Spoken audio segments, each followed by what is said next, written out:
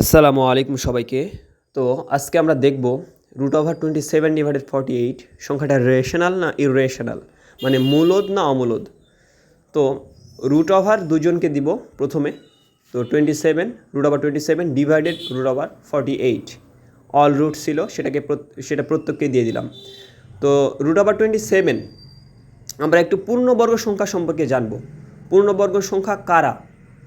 একই সংখ্যা গুণ করে গুণফল যেটা হবে সেটা হলো পূর্ণবর্গ সংখ্যা। যেমন 2 × 2 করলে 4 হবে, তার মানে 4 এখানে পূর্ণবর্গ সংখ্যা, কারণ 2 এর উপরে স্কোয়ার হয়।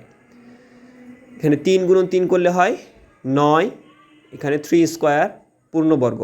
4 × 4 করলে হয় 16, যেটা 4 স্কোয়ার, ডেসিমালে পাওয়ার যোগ করতে হয়, 4 স্কোয়ার পূর্ণবর্গ।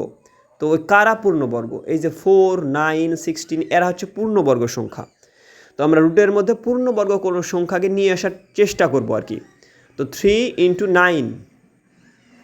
9 করলে হয় 27, 3 × 9 করলে হয় 27। তো নিচে 48কে আমরা 3 × 16 করলে হয় 48। তো এখানে 9 আর 16 দুইটা কিন্তু পূর্ণবর্গ সংখ্যা।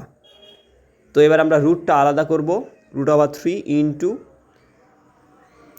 3 স্কোয়ার হয়, 9কে করলে 3 স্কোয়ার হয়। নিচে √3 × √16কে লেখা যায় 4 স্কোয়ার।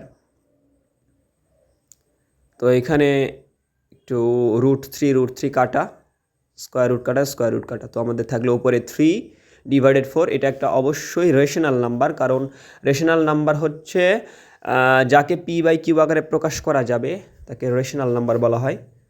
তো 3/4 একটা রেশনাল নাম্বার, মানে মূলদ সংখ্যা। সবাইকে ধন্যবাদ। আসসালামু আলাইকুম।